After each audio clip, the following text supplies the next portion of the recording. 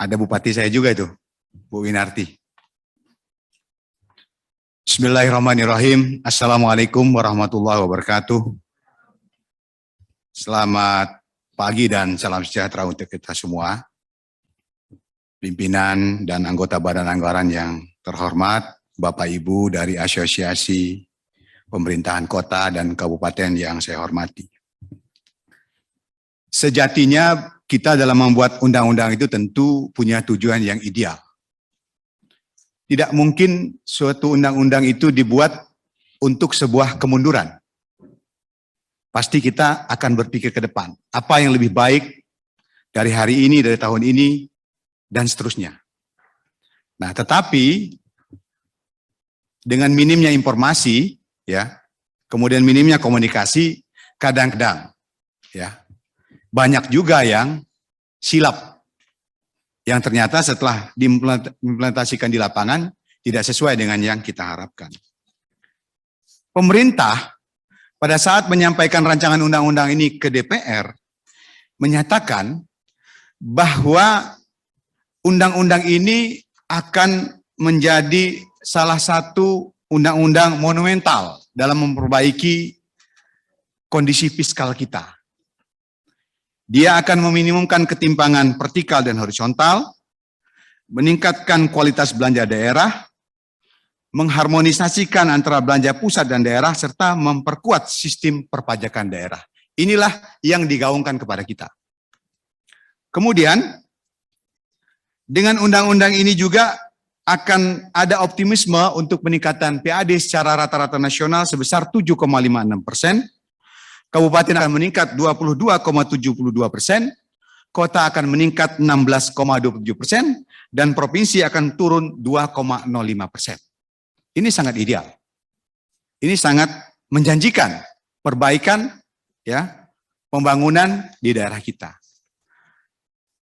Juga kita melihat kenyataan bahwa hampir semua kabupaten kota APBD-nya habis untuk kegiatan rutin. Ini sebuah kenyataan yang harus kita terima bersama.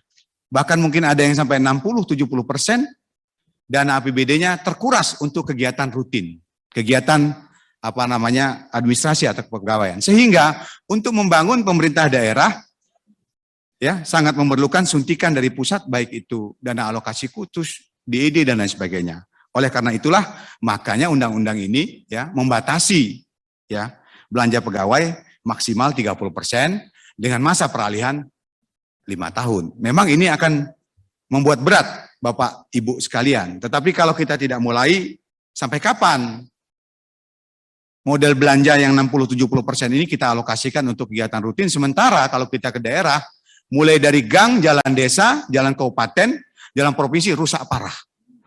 Yang kita lihat bagus itu jalan nasional.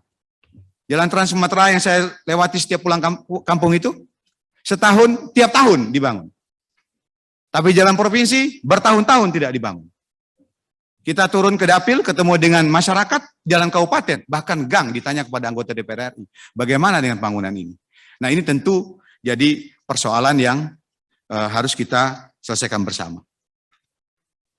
Nah, masukan-masukan ini tentu kita perlu cari jalan tengahnya. Memang merubah undang-undang tidak semudah membalikkan tangan. Tetapi saya pikir fraksi Partai Demokrat sepakat bahwa undang-undang yang dibutuhkan oleh masyarakat, yang urgent, yang real dibutuhkan hari ini untuk perbaikan, kenapa tidak? Kami siap menampung aspirasi dari Bapak Ibu semua, wali kota maupun bupati.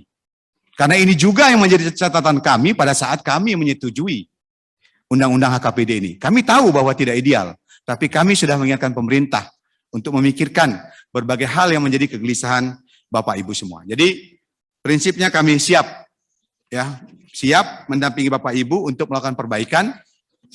Apakah sebatas kita memperbaiki pada peraturan turunannya, PP dan sebagainya, atau memang kita harus melakukan perbaikan lebih lanjut, karena perbaikan itu kita akan lakukan terus-menerus.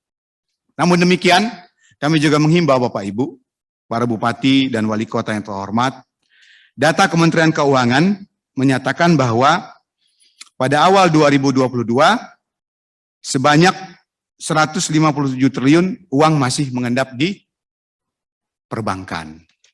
Tolong, ini harus kita gerakkan.